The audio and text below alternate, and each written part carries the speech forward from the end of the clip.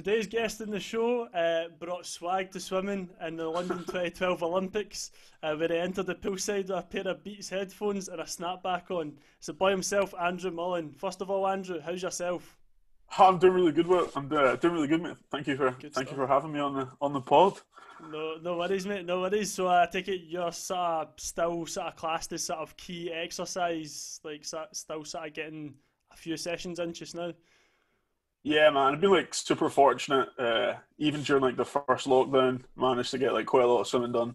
Like Scottish Swimming managed to get one of the pools open in Stirling, so I was training through there like pretty much every day. Mm. Like bit of a trek, but better than nothing. So, nah, I've been pretty fortunate. I only really had maybe like 2 months or so where I wasn't able to swim. So, nah, things have panned out pretty cushy for me, thankfully. That's decent, man. That's decent. Like I think around '96, after the first sort of lockdown, we're saying Stirling pool. I think is it Stirling Uni pool? Yeah, Stirling Uni pool. Yeah. That was they were saying that I think that sort of eased like slowly. That was one of the first pools to sort of open a wee bit. Yeah, I think it was just like really tough for them, like logistically. Obviously, Mm. like swimming sessions are usually really, really busy. Mm. And it's not so much like the swimming pool, but like changing rooms are like packed and stuff, and Aye. obviously not like the most like hygienic areas. So it was obviously tougher for them to like open pools than it would be to open, say, like football pitches or rugby pitches, Mm. etc., etc. So Aye. Do you mind? hopefully once these sorry, I know, yeah, hopefully once these like couple of weeks are over, things will start Mm. going back to some sort of normality for the swimmers. Definitely, man. Definitely. Do you remember the days of like Sundays at Eldersley and Neilston? It's like 20 Oh in a man, lane. mate, 20. back in the day, like swimming like sardines, bro. They were like that. Do you remember when there was no space in the wall? There was like 10 Yeah, people on the wall, and the other 10 mate. people they'd be sitting on the rope, and like Nicola and stuff would be like, stop sitting in the rope. You need to be like treading water. Mate, there used to be like a queue back from the wall to the flags. And the coaches would be yelling like, "Get off the flags!" It's like, where the fuck do you want me to go? Like, I can't float for 2 hours. Like, oh man, those are good times. It's like the people at the back of the lane were doing double the swimming. The people were at the front of the lane who had Yeah, a space in the wall. yeah, and then they had to tread water as well. Like, brutal. It was brilliant, man. Brilliant, mate. So I always kind of like to start at the beginning with my guests. So what was sort of life like, sort of growing up and stuff like Um, really good, mate. If I'm honest. that? Obviously it's like a pretty big question, but like, no, on the whole, man, like I had a great childhood. Um, like great friends, like great family. Mm-hmm. Just like a really like kind of like supportive and like kind of nurturing like upbringing. Mm-hmm. Um, I had everything I've like wanted. So I was like really fortunate like with that. Like really like appreciate that. Mm-hmm. Um, so no, I definitely had it pretty cushy. Like Definitely, yeah. especially with Paralympic like athletes. People Mm-hmm. kind of generally like the story of like like I came over like so many obstacles when through my childhood, and like it was Yeah. tough. But like Mm-hmm. like looking back and like the grand scheme of things, man, like life was pretty good. Still is. Yeah. So I can't complain. Can't complain, man. Can't complain. So what sort of gave you the sort of motivation to kind of start swimming? I don't know, man. Like, I always really enjoyed it from like a pretty young age. I think that was like the start. Like at the start, I just did it because I found it fun. Mm-hmm. I don't really think any sort of kid sets out with like aspirations to pursue sport at like a like professional level. Really, I mean, there might be some kids like, oh, I want to be like a professional footballer, but like, Mm-hmm. to be honest, like when I first started swimming, I didn't really know you could kind of make a career out of it. I didn't really know there was like a professional scene or anything like that. Um, Mm-hmm. so no, man, I just started out because like I really enjoyed it. Yeah. And as I started to get like older and kind of understand the competitive side of it a little bit more, I thought Mm-hmm. like this could be for me. Mm-hmm. I think from like quite a young age, just like I always wanted to be good at something. Aye. I was like, I want to find something and get really good at it. Mm-hmm. Um, I was kind of like, I was obviously like a pretty vague goal, but I was like, because I didn't know what it was. I was like, I just knew I wanted to be like one of the best at something. Yeah, yeah. And then like once I started swimming and started competing, I was like, maybe this could work. Yeah, got the knack for it. Got the knack for it. Yeah, I remember you sort of busted onto it was development back in the day. fucking hell, yeah, that's a long time ago. Mate, do you mind that? I went to the first. I kid you not. I went to the first development session, and you know how they've got the swimming scheme within the council. Yeah. The council. Yeah. So I was doing like the stars, and then once you got to stars, was the top level. It's like then you sort of like then you're like I thought you completed it. You completely like you just like, you're done. Game over. Game over. But then they like brought us to Neilston, and I just thought it was like they were like oh like because I didn't know if I wanted to like do it like as a proper sport. Yeah. And they were like, oh, I should go and like try it and see if you like it first session and that. And then like I started asking people like in the lane. I was like, oh, so is this just like the one session you do after like all this, after all like the levels, the swimming scheme? And they were like, no, I've been here for like a couple of months. And I was like, all right. So and then after it, do you remember Linda? Yeah, oh yeah. She was that was the she did my like trial for Ren. You know, you used to go in and they used to ask you to swim a 25 on each stroke. Like me and my younger sister did a trial at the same time. And she took both of us. Yeah, I mind that. Do you remember they like cordoned one lane off for you? Yeah, and then you had all the swimmers from the club like, who the fuck's this guy? Like you're trying to impress the coach, like Max in the 25s. Yeah, I remember those things. I know, man. And I mean, like, oh man, I remember it was so intense because you were like, oh, these guys are actually like proper good, and they'd be like that, like. It's all right, like, see if you. Yeah, in hindsight, they weren't, but like at the time, you're like, "Oh my god, these guys are so good." It's like the E1s, like the kids are like 12, and then you're like 10. You're like, "Oh my god, these kids are next level, man." Yeah, definitely, man, definitely. Mate, I remember sort of like, do you mind they got the blocks out, the diving blocks? Yeah. And then like I couldn't dive like at the side of the pool. Like just going like that in. Yeah. Never mind on a blooming like block. Elevated block. I've seen a bit of times that like people would just jump off and like belly slam, man. I mean, there was some horrific starts, and you can hear them as well. You hear them before you see them. You hear one of the horrific belly flops, and that like there kind of just be like a general like ooh around the pool. Like that one hurt. That's brilliant, man. Brilliant, man. Those are the days, man. Those are the days. Like good times like this. So nostalgic. I know. So obviously, when you came to the '96, we had sort of Stuart McDougall. I think he's now with the Falkirk Otters, and we had Chris Grabham. Yeah, I think I was pretty much mainly Chris. I think Chris at the time was like taking like the. Correct me if I'm wrong, but I think it was like E1. Was it E1? Was that what this squad was called? I think it was a long time ago. Mm. So Chris was kind of like my first like real coach. Like when I was really young. Man, it's crazy. That's like a decade ago. Probably more than that. It's actually longer than that. You know, I think probably more than that. But no, Chris was like my kind of like first coach, and it was like my kind of first real exposure to like actual swim training. Yeah. You know, you'll know yourself like that. The step up from swimming lessons to the club is like pretty significant. You know, swimming lessons you kind of just like float around. It's like play games at the end, as opposed to with a swimming club where it's like proper training. You're training for like meets. You're training to get faster. So it was quite like an eye-opening experience. That was my first real exposure to the kind of competitive swimming scene. Definitely, man. Like I always like, instead of obviously having like the jump in and get the toys at the end of it from like the swimming lessons, it was like putting you on a block for the last 10 minutes and try to get you going. It was like, last 10 minutes we're gonna do max swims. Like you can swim the last 10 minutes as fast as possible.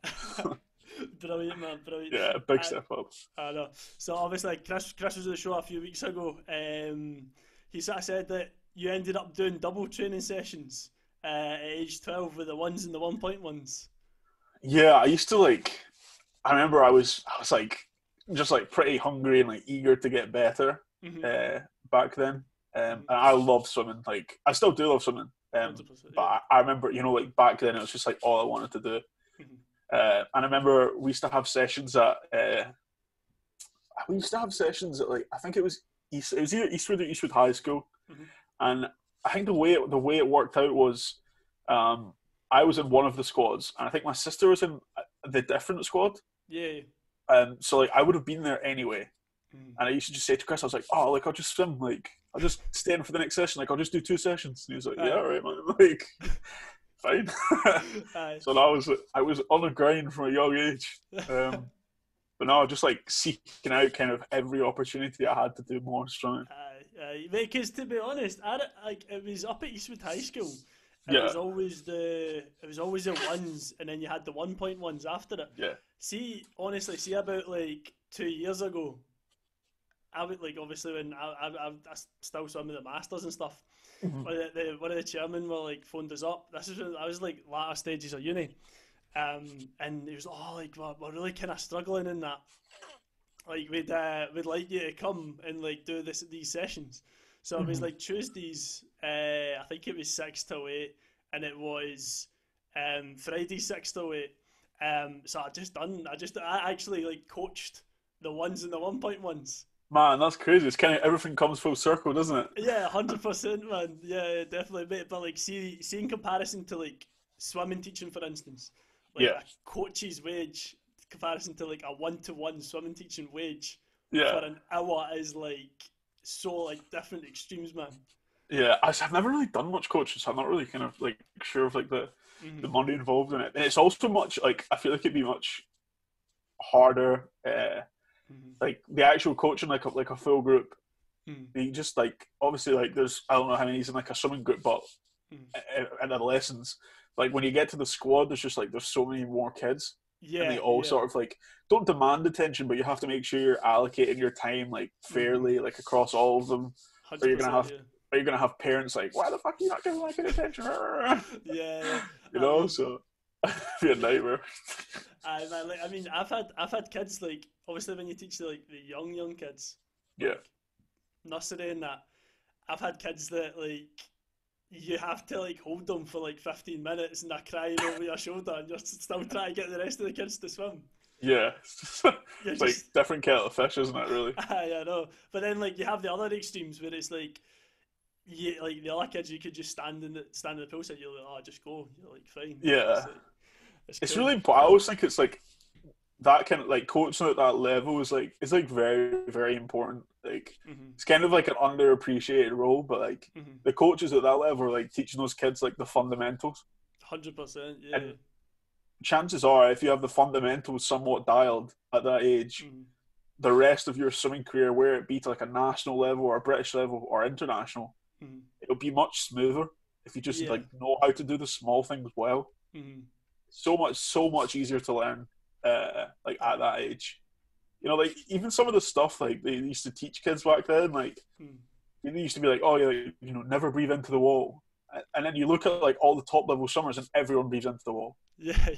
Yeah, you know, it's just like some of the stuff they teach is like I don't know. I think they dumb it down for the kids sometimes too much. Yeah, yeah. Um, like I remember I did like a couple like sessions just helping out at, like a local club, Mhm. and the kids wanted to like work on like fly kick. Like I think the coach had showed them one of my videos, and like my fly kick off the start, it's like pretty good. Yeah. Um, like you're like speaking to them about fly kick, and basically like all they know about it is like dolphin kick, you know. And like Yeah. I was like I was like these kids are like at school learning like algebra, and like you're still describing it as a dolphin kick. Like, come on, bro. Like I know. we can do better than that. Like we can teach them that there's like an upbeat to the kick and a downbeat to the kick, and Yeah. it's not like it's going to blow their minds. You know, I they're know. going to be able to like understand it, like comprehend it, Mm. and then actually make some like, technical adjustments. Mm. So it's just like, yeah, it's like a really important stage in like a swimmer's development, and like some of the coaches definitely dumb it down like way too much. But Uh, it's good seeing like guys like you're doing obviously like know a bit about swimming and like mm. are like obviously like good with the kids. You're gonna have like a good relationship with them. So no, it's Yeah. good that people like you're getting involved with that, man. 100%. Like I'm like the worst thing I always see with kids though, like is like like I remember like teaching kids, and it used to be in the council. You couldn't teach like I think it was up to a certain level. You could only teach kids breaststroke kick. Yeah, And see like like this is sometimes shows you the quality of teachers that sometimes come through yeah, the scheme. Like yeah, you'd have like kids that have been swimming and moved up like 3 squads within the space of a year, yeah, and they still do screw kick when they do breaststroke kick. And you're yeah, like, what?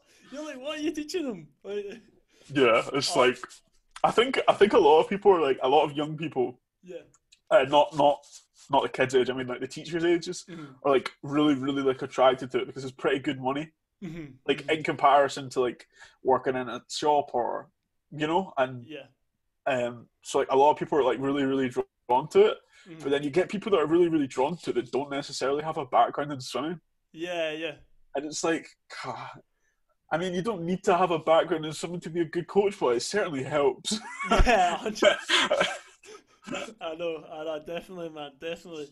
So obviously, you sort of stayed in with the E1s and the 1.1s, sort of doing double sessions. What did that sort of progress you on to pretty quickly throughout the squad? So did you sort of then progress quickly on to the E2s and stuff? Yeah, it did like progress like relatively quickly. Mm, I think I think Chris at the time was kind of like aware that I was like really, really like committed to getting better. mm, So obviously he kind of wanted to try and like fast track the journey like as quickly as possible. mm, And obviously like at that age, like when you move up squad, you get more sessions and like more pool time. yeah. And obviously you're training with kids that are faster. Mm, So yeah, I think the goal was to kind of get me through like the E1.1s, like mm, ones and 1.1s as fast as possible, mm. and then start like fully training with Chris when he took E2s, which was like kind of the next like that was a pretty big step up. Oh yeah, like Saturday mornings at like seven Yeah, o'clock. You're like, yeah, that was what? like that was the first time where we got like morning sessions. Yeah. I remember that we used to think it was so early, it was like 7 o'clock, which is like now we're finished most swimming sessions by then. It's not early at all. I know, I know. But yeah, no, that was like like I think that was kind of Chris's goal, and was to kind of like get me into that squad, and then obviously he could spend like a bit more time working with me, Mm, just simply because there's more sessions and he gets like more one-on-one time with me. mm. But yeah, I think it was quite fast. Like it's funny because I've not spoken about it in so long, Yeah, because it was like a long time ago. yeah. Like I'm trying to think what age you would have been there, like 12, 13 maybe. Is that Cause right? I think so. Like I'd seen, like me and Chris were talking about like when he was on the show.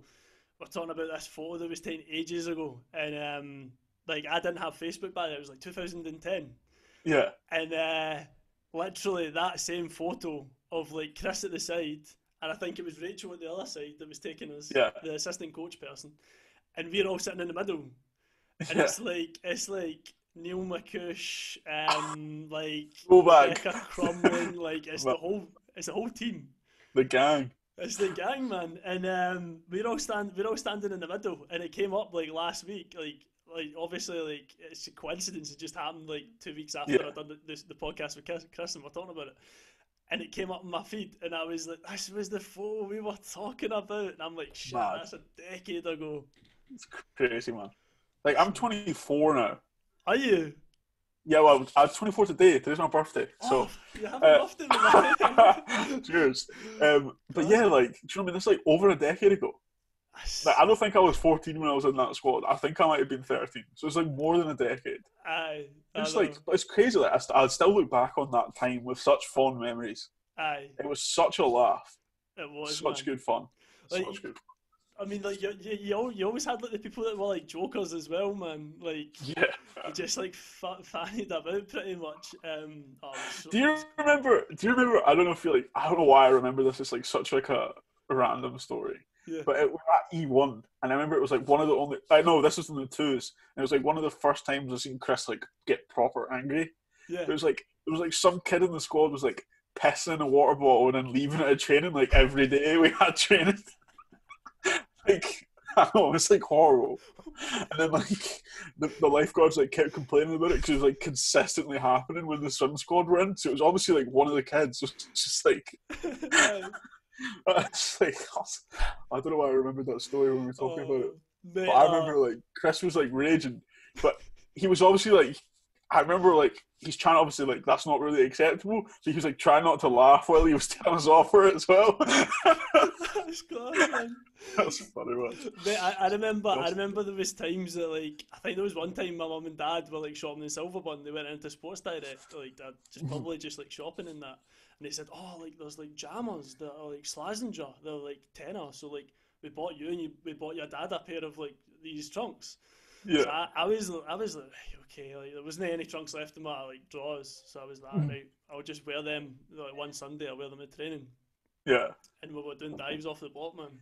So I was up in this block with these baggy jammers on, right? And I dive in, and like they literally just come to my knees, and I'm just like, Oh, no, oh man.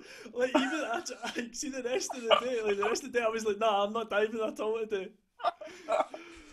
And you just can't do anything. Like, you just can't do anything. Like, Mate, oh man. if like Oh, like if your like trunks aren't like on properly or your goggles are leaking, like you're just having a bad session from the get go. yeah.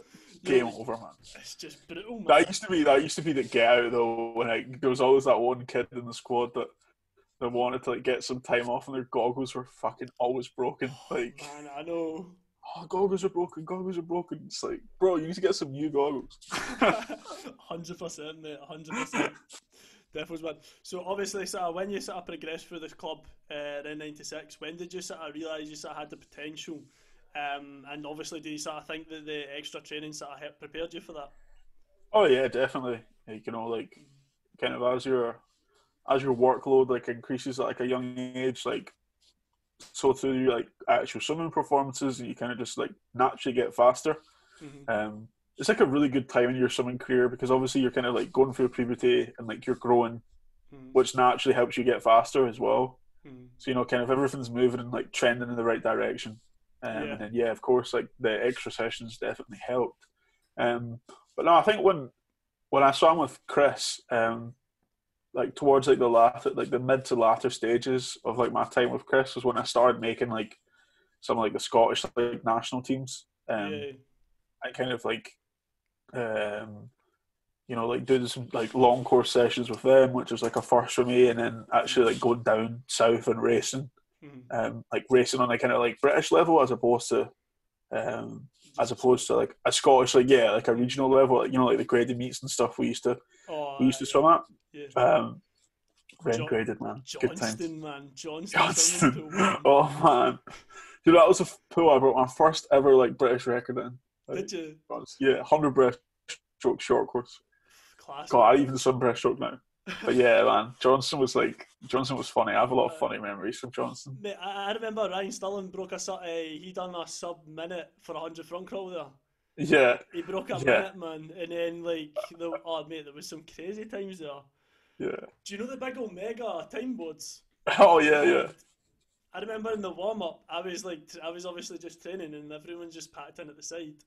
I'm at the side of the like this big massive like Omega time board, and I like jump up to push off the wall. But like as I jump up, I clip the metal bit at the side, and my foot starts Oh, bleeding. oh. Brutal, man. That pool was such a like. It was great because we had such fun times in it, but it was Yeah, such a dive. It was aye, not a good pool. I remember one morning when we had started doing really early mornings. Like the 5:30 starts before yeah, school.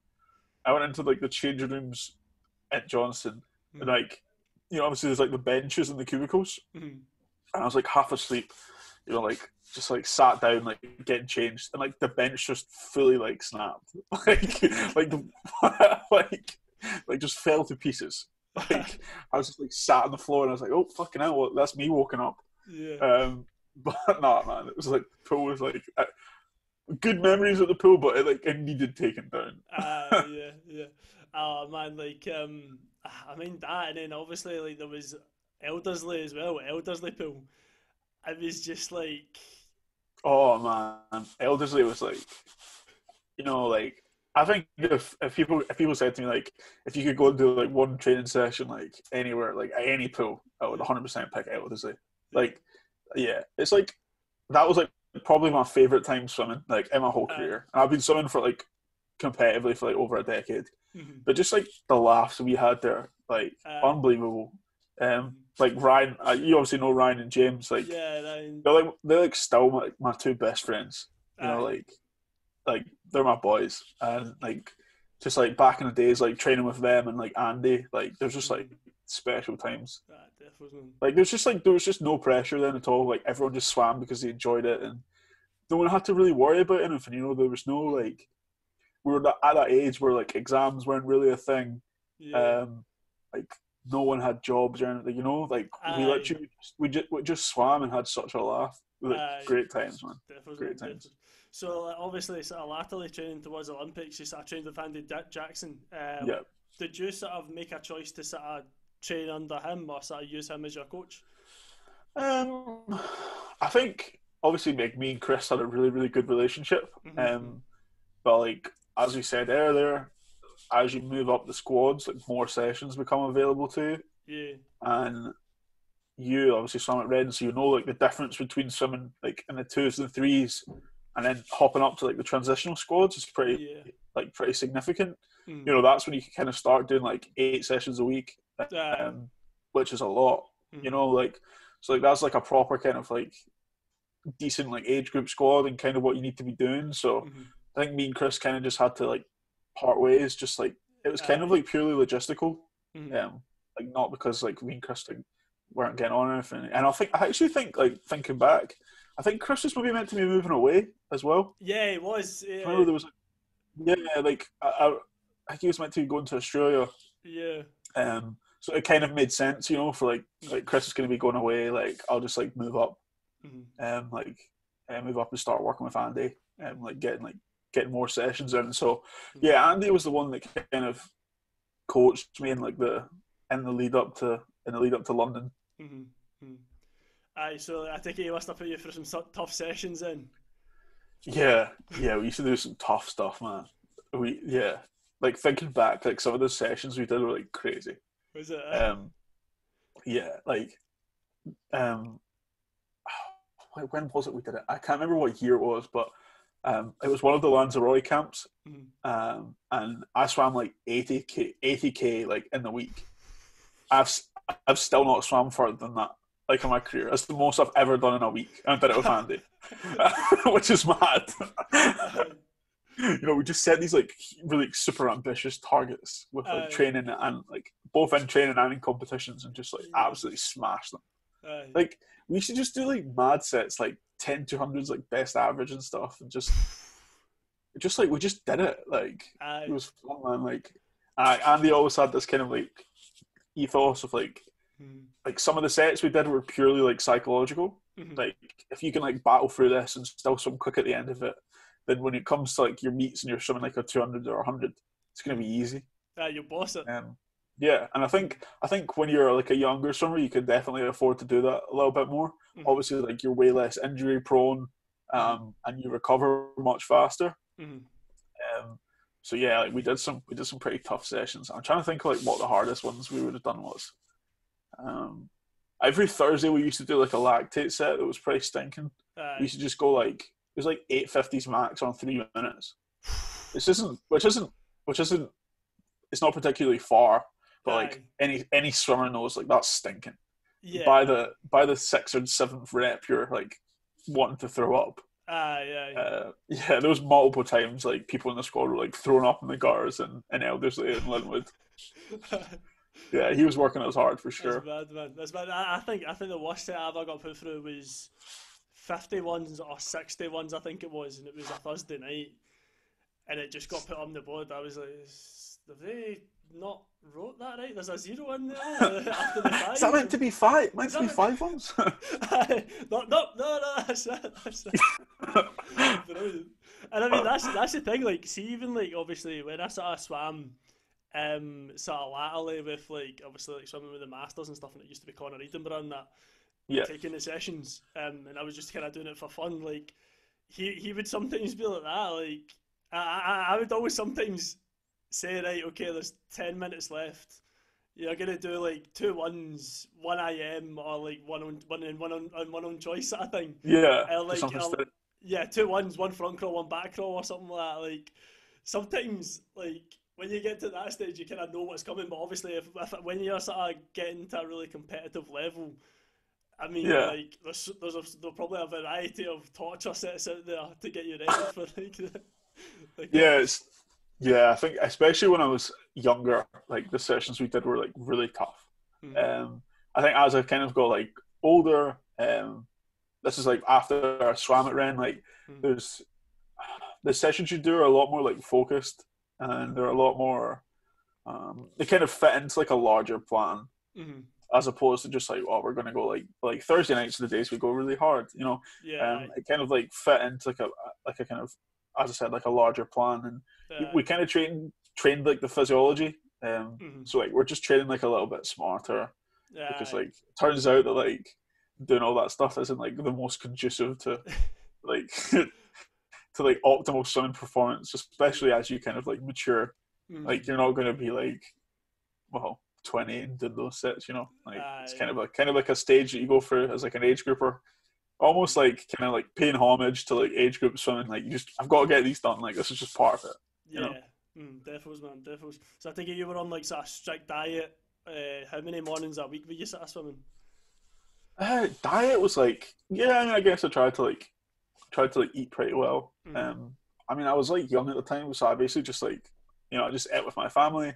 Like luckily, mum and dad are pretty good in like the kitchen, and always make sure like the kids are eating pretty healthy, like plenty of fruit and vegetables, and like decent balanced diet. I think when the diet got really like serious was like in the lead up to Rio. Yeah. In the lead up to Rio, I lived in Manchester. Like so I swam there. So I was there for like, I don't know, like 18 months, 2 years. Somewhere between there. And we used to have, that was with British. I mean, we had a national performance centre in Manchester. Sweet. And we just had everything, like all the resources that you could possibly need. And we used to finish swimming, and then we would have breakfast at the pool. And then there was like chefs at the pool that would cook us our lunch. So we would like pick up our lunch after morning training. Go home, like have a nap, do whatever we wanted to do, eat lunch, and then come back in the afternoon for the evening session or for the afternoon session. Finish that session, and then like the chefs at the pool would have like dinner made for us. It was like next level preparation. Just like everything was planned out. It was pretty meticulous, like across the board. So that's kind of when like diet got a bit stricter. In terms of like morning sessions, I think like 3-4 a week. I think that's pretty standard. I basically like pretty much switch between like 8 or 9 sessions like a week. I've done that for the past, I don't know how long. A long time anyway. Like since I saw my family, so like, you know, like probably the past 10 years. But yeah, I think 8 or 9 sessions is like pretty standard. Ideally, if I could just do like all evenings, I would. But then realise that like there's not enough evenings in the week. So morning sessions are kind of like a necessity. Albeit not that fun sometimes. So I take it there wasn't something like a pool bar on the poolside at Manchester. Like, no. Man, I didn't even drink when I was in Manchester. I was so not that I'm like a big drinker now, but like I was like very, very strict with like all my preparation. Like I wasn't going on nights out or anything. It's just very serious. I was kind of meaning for the food and that, like you know. Oh right! I thought you meant like a pool bar on holiday, like you getting steaming all the time. No. Like obviously, like in holiday and that, like you've got the pool bar and the bar that's in the pool, and you could like. No, there wasn't one of those. Can I get a panini? Halfway through the session. Nah. It wasn't like an all inclusive. It was when they just had your meal sort of like brought to you in the poolside after the training sort of thing. Yeah, there was a cafe upstairs that we just picked them up at. Right, sweet. It was good, man. Good times. So, like, obviously, training for London 2012, did you sort of have to put school in the back seat a wee bit? Not really. Obviously, what was it? Intermediate 2s back then? Is that what they were called? I think they're called something different now. National 5s or whatever it is they're called. National 4s and 5s or something, Yeah. But no, I think it was always quite important for me that I did like well at school. Obviously, like even if you're a very, very successful swimmer and make it to the highest level, which at this time I hadn't really made any teams. I think I'd made one British team. I'd made like Europeans in 2011, and then my exams were the same year as London 2012. But no, it was always really important that I did well in school. There's just like swimming's like got like a pretty finite lifespan. You know, like even if you're really good, there's only like a certain amount of time you can do it for. So chances are you're going to have to go into some sort of other profession at one point or another. So no, it was always important that I wanted to do well in school, and I kind of like still to this day, I kind of like whenever I'm doing something, I just like to do it well. Yeah, definitely. Like if you're going to do something, just do it well. Like do Yeah, it to the best of your ability. It's basically definitely. just my approach to most stuff. You know, I hate like half-assing stuff. Mm, Um, just makes me feel like uncomfortable. I don't really like that approach to like life in general. yeah, So no, made sure like school was definitely like a priority. yeah, Definitely tough though. yeah. Aye, that definitely. You I know, think. doing Aye, sorry, sorry, doing exams sort of in between the sort of training and everything like that. Yeah, yeah, yeah, it's tough. Like I remember, I always remember Thursdays were like my least favorite days of the week because we always had those like horrible lactate sessions that I was yeah. like talking about. But then we also had like morning training and then evening training. Mm-hmm. So we were up at 4:30, swimming from 5:30 to 7:30. Then I'll be at school all day. Mm-hmm. Then I'll come home from school and do my homework. And then we swam from 7 till 9. So I Mm-hmm. wasn't in bed till 10 o'clock. Yeah, And you're doing like 17-hour days, sometimes yeah. 18-hour days. You know, it's a pretty tough graft. Yeah, definitely, man. I always think that like the sort of work that you need to put in for swimming and sort of do it consistently kind of like sets you up a wee bit. Yeah, Like I definitely think like if I didn't do swimming and like put in the hard work and the dedication, I probably wouldn't have got through uni. yeah. Like It that's definitely like yeah. It's mm, people talk a lot about transferable skill sets mm, nowadays, and sometimes it can seem a little bit cliche or corny, mm, but I think they definitely are a thing. mm. And establishing that work ethic from a pretty young age is like really important and definitely like valuable kind Yeah, of later in life because like once you've done that and you've seen that, I think like once you see the rewards you can kind of reap from it, like oh like yeah, I put this amount of work in and like this is like what I got out of it, you know, like mm, whether that's like getting an A in an exam or showing a best time or you know qualifying for like a big swim meet. mm, So I think swimmers definitely have like a kind of advantage definitely, man. in that respect, and it definitely does um, it does set you up nicely for like for later in life for sure. Yeah, defos, man, defos. So I take it the build up to the games was the pressure quite intense, or was it? Yes, I guess.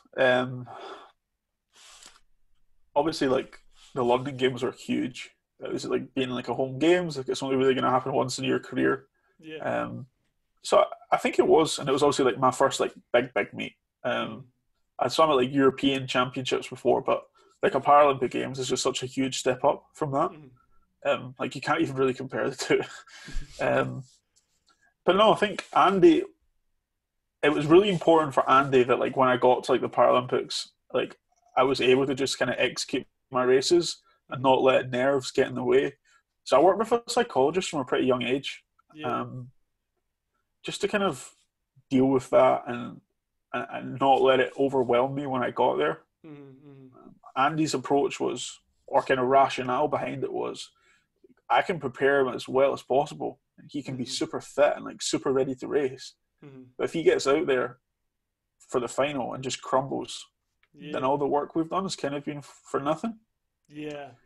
So he just like wanted me to be kind of like psychologically prepared Mm, for the race, and mm, that massively helped. So I mm, think by the time I actually got to London, I wasn't mm. really nervous.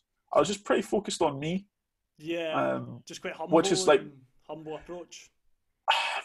not so much humble. I wouldn't describe me as humble when I was 14, 15. I definitely wasn't.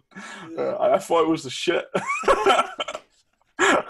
Like if we're honest, Yeah. I was like, oh, 15, like one of the youngest guys qualifying. Like, look how fucking good I am. You know, I was a pretty confident 15-year-old. Yeah.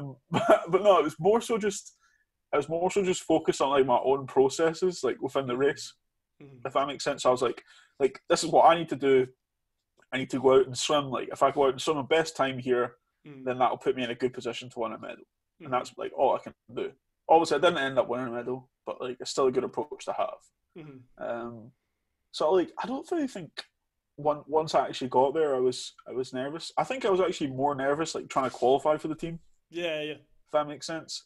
Mm, Because once I'd done it, once I qualified, like I kind of proven to myself. I was like, well, no, like I've qualified off my own merit. Like I deserve to be here. mm, You yeah. know. Mm, Um, So I think once I actually got to the games, I wasn't too nervous. Mm-hmm. I think one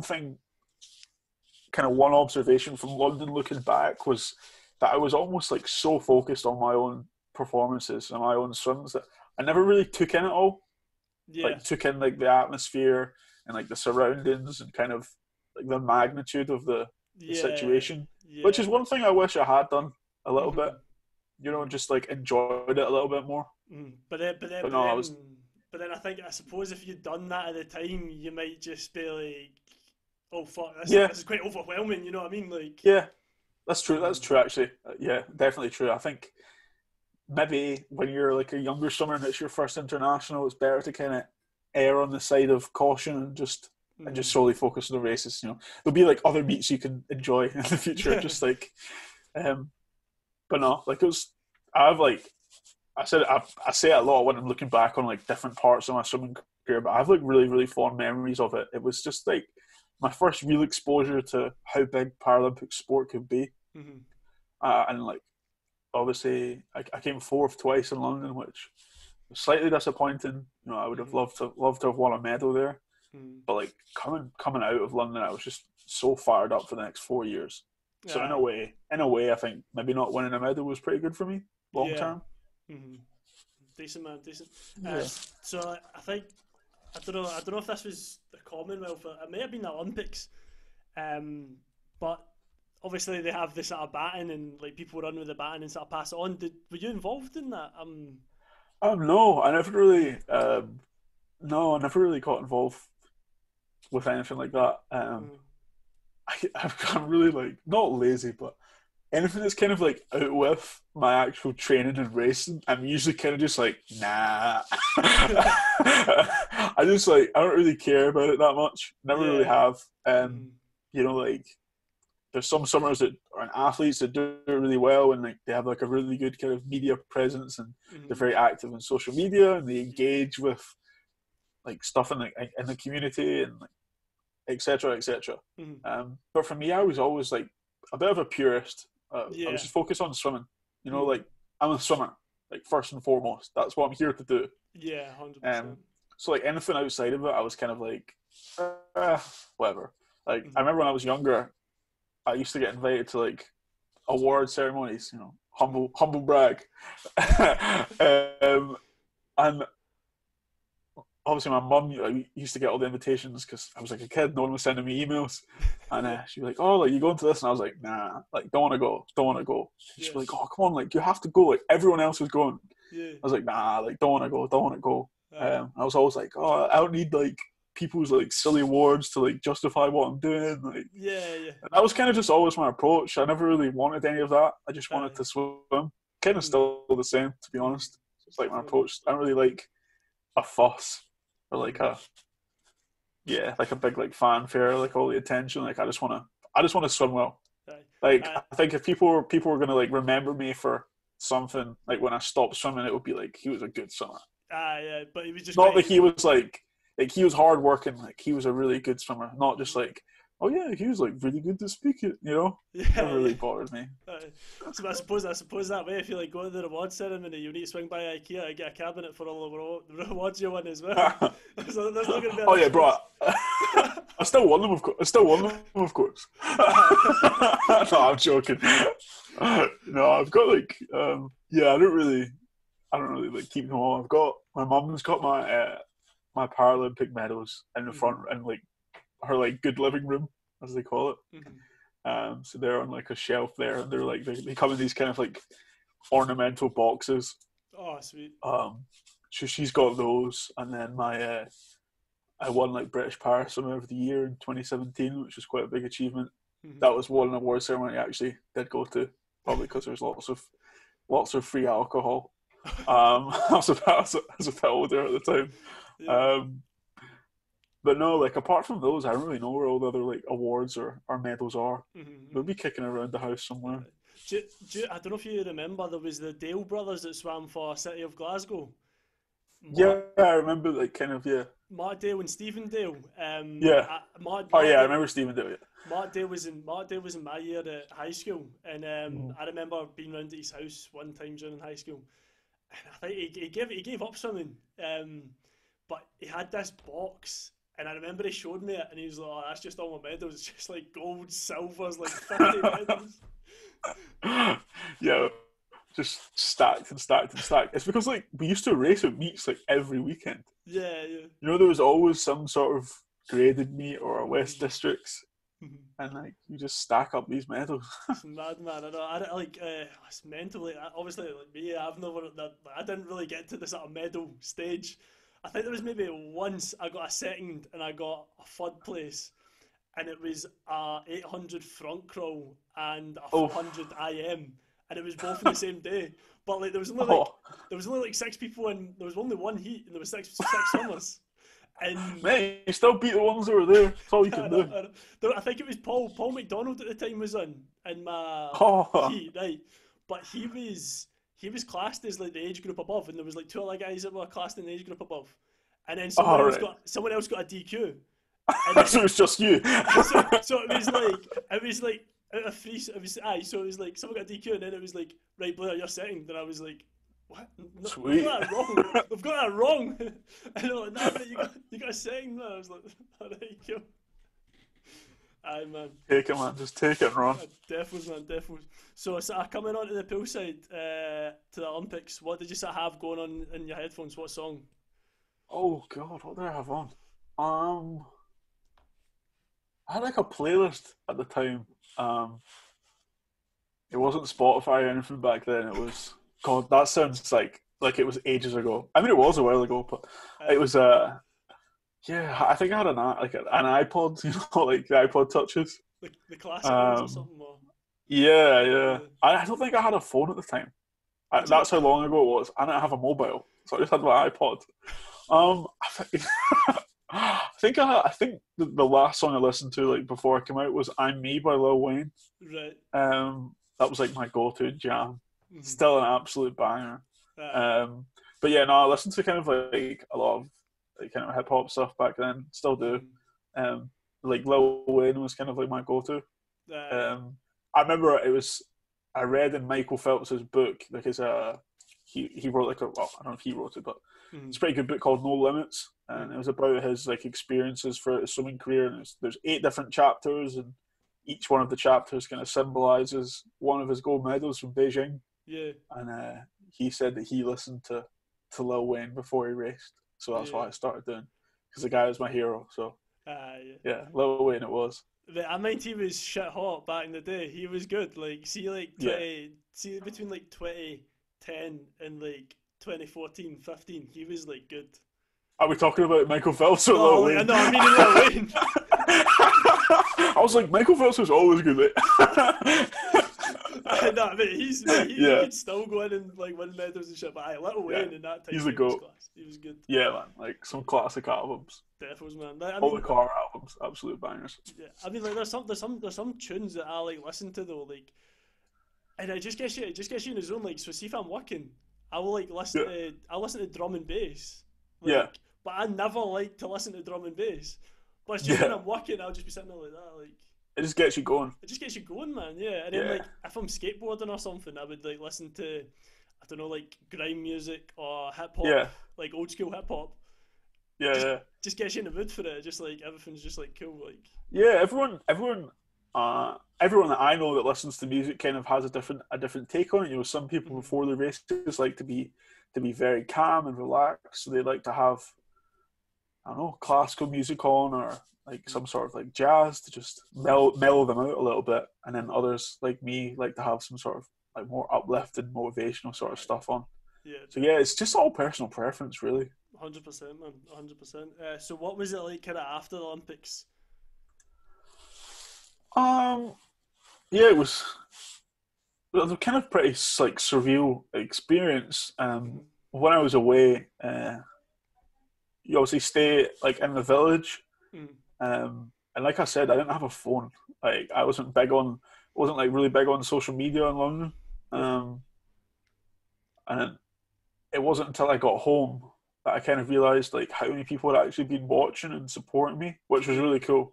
I remember when I came back to school after the games, like I came through like the lunch hall and like everyone was clapping, which was awesome. It's classic.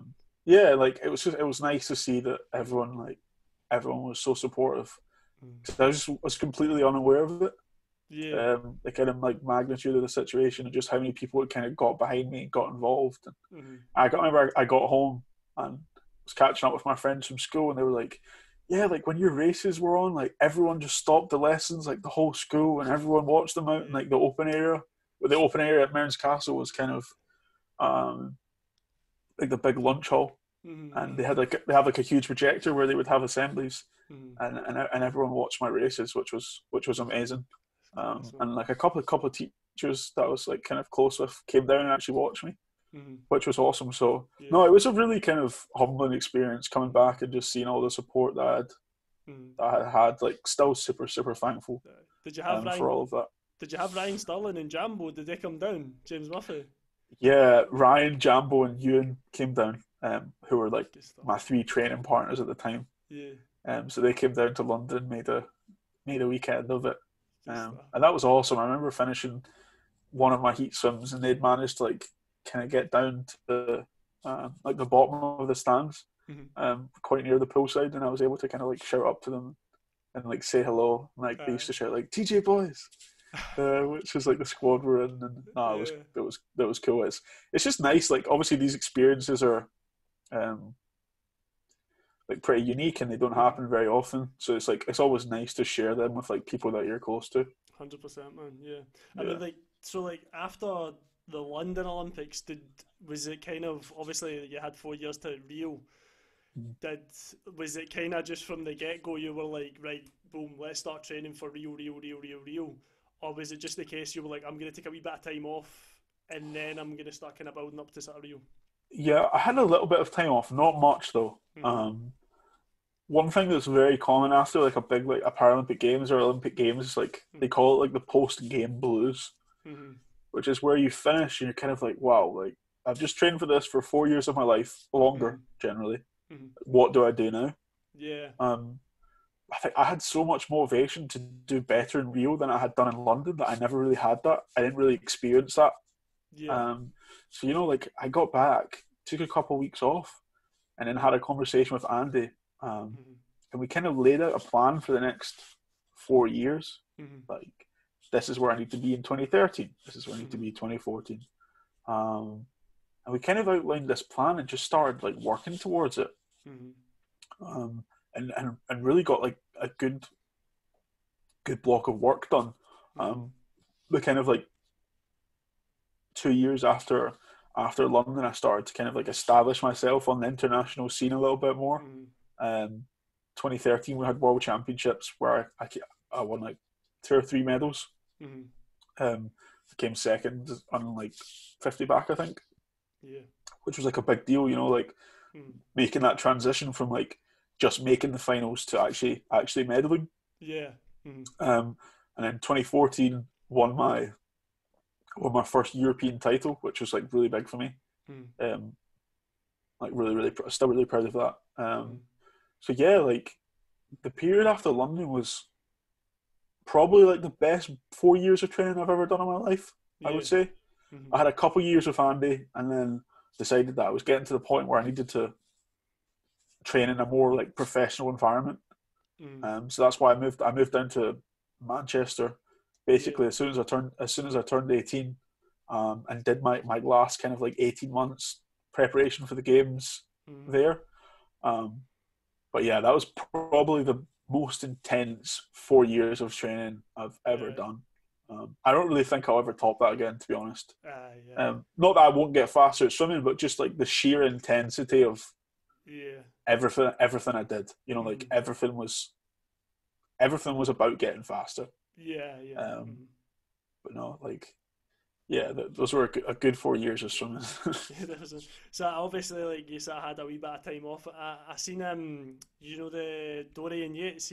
I think he was like 6, 7 time Mr. Olympia.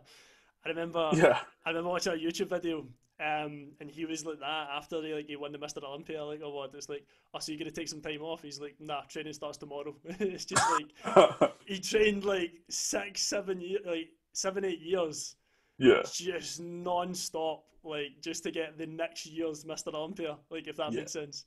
It's mad, isn't it? Like, you just get some athletes out there that have a kind of unrivaled work ethic. You know, they Aye. just go and go and go.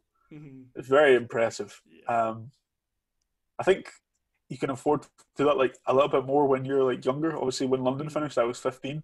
So Mhm. I guess at that age, you can kind of afford to just like go, go, go. I Yeah. think after Rio, there's definitely no way I would have been able to have done that. Aye. Aye. Like after Rio, I took like um, a month off of swimming, Mhm. and then we got back in, and we were meant to like race at like some British short. I think it was British short course, Mhm. like in the December, Mhm. and I was like, I cannot race here. I was like, I just don't want to be here, and then I Yeah. didn't swim for like 4 months Yeah. because I just hadn't had enough time to kind of process everything and reevaluate what I wanted to do moving forward. So Mhm. um, I think there's definitely merit for both like arguments, like the whole oh, I'll just get back in and keep working. Mhm. But then I also think it's important to like, Have a. take some time Mhm. off and actually reflect Mhm. and reevaluate. Otherwise, you just end up like getting burnt out down the road a little bit. Yeah. Mhm. You Mhm. know, like I think taking like an extra, maybe a couple of months off after like a Paralympic Games, Yeah. it's it's important for the kind of like longevity of your swimming career. Mhm. You know, I would rather take a couple of months off after like a Paralympic Games and be able to swim for like an extra 4 years Yeah. than have just trained like straight through and like retired by now. You know, Yeah. so Yeah. Mhm. I suppose. yeah, I suppose. I suppose it gives you that leeway. I suppose with the Olympics is 4 years. yeah, So yeah, it is a bit of a time frame, whereas like obviously when I was mentioning Dorian Yates, it was like a yearly thing. So it's, I suppose it's a yeah. bit different. He's basically got like a quarter of what you've kind of got to train for the next time Mhm. you come up against that competition, sort of thing. Yeah, I think that yeah, you're right, and that 4 year cycle is something people talk about a lot. Mm-hmm. You know, if Olympic or Paralympic success is your main goal, Mm-hmm. you can kind of afford for that first year of the cycle to like not be excellent. Mm-hmm. Um, I'm not saying like it shouldn't be good. Like obviously you're gonna have to. You can't just take a full year off, or it's gonna be tough. Mm-hmm. You know, but there can be like slightly less pressure on uh, on like actual on Timelines. your actual outcome goals. You know, Mm-hmm. like Mm-hmm. I don't have to have swam like X time like this year. You know, Yeah. like Mm-hmm. I'll take a little bit of time after the games, like reflect, like plan what I want to do after the next 4 years, Mm-hmm. and then kind of like build into the cycle. Yeah. Mm-hmm. That's how I think it should be approached. You know, like year two should be more intense than year one, and year three should be more, Yeah. so on and so forth. Mm-hmm. I think that's probably the sort of best approach to, Mm-hmm. well, the best way to approach swimming. I can't really speak for other sports. Yeah, I take it like have you obviously sort of saying like some people get the blues after sort of like big events like the Olympics. Did Yeah, you ever like sort of I know sort of Tyson Fury sort of peaked after he became the world heavyweight champion. yeah. Do you sort of know swimmers in the past that have like they've done it and then they're like, after they're like I just feel as if I've got nothing to work towards or just not much to they just can't really see the other thing in sight sort of thing. Yeah, definitely. Yeah, it happened to me. Not that I like kind of like sailed to these like unreachable heights in swimming or anything. You know, like I'm Yeah. proud of what I've done in swimming. Mm-hmm. But when I won silver in Rio, after when I got home, I was like, right, I've won Paralympic medals now. Like, how much does like winning like a gold medal like mean to me? Yeah. You know, I'm like, am I really that fussed? You Mm-hmm. know, and it's hard. Like once you have some sort of like level of success that you've worked like really really tough, like you've worked for a very long time for. Mm-hmm. Like I wasn't sure, and I kind of had to like reevaluate. And 2012 to 2016, I was like very very focused on medals and like Mm-hmm. outcomes. Mm-hmm. And like post 2016, I was more focused on like my enjoyment of the sport and like my Yeah. love for the sport. Mm-hmm. You know, now if I don't win a Paralympic gold medal, fine. Yeah. I'm going to be able to like walk away from like the sport and like be proud of what I've done and Because be like you know and that be since you've already got one from yeah 2016. yeah and be content. You know, it's Mm-hmm. like I don't really think one like one up like upgrading my silver to like a gold. Mm-hmm. Like I shouldn't really like define my swimming career if that makes sense. Mm-hmm. It's such a large investment of time, Mm-hmm. that you need to get more out of it than being able to say, "Oh, I want a gold medal." It's like Yeah. big deal. Like I would rather have won no medals and like loved swimming than like won a gold medal and hated it. Yeah. You know, so I think that's really important as well. But yeah, what you were saying, like, it's when you have success, it's tough to like strive to achieve more. Like I think longevity in any field is very tough, and I think it's very impressive when someone's able to do that. Yeah. You know, like I think Michael Phelps is a really good example of it. I think I like Michael Jordan as well. I think he's another person. Like I don't know about yourself, but I watched The Last Dance on Netflix during lockdown. Unbelievable series, really good. But like it got us through lockdown, man. To be honest, but honestly, that was right at the start of lockdown. everyone says, "Oh, how long ago does Tiger King feel?" And you're like, "Shit," like years. But like the thing is, with like obviously like Michael Phelps, like probably like Michael Jordan as well. Like they just don't stop. Like they always think like for them, it's like, nah, I can do better than that. We're gonna do better than that. Like it's mental. Yeah, that's what I think is so impressive about what Phelps did was people forget that he won like 6 golds in Athens and then went on and won 8 golds in Beijing. After winning like 8 gold medals at one Olympic Games, like what else can you do? I don't know. You know, like I would have struggled massively with that if I was in his shoes. Yeah. Like and just the kind of like the mental fortitude that you have to just reset goals and be like, right, I'm just going to keep going. I'm going to keep grinding. I'm going to keep working away.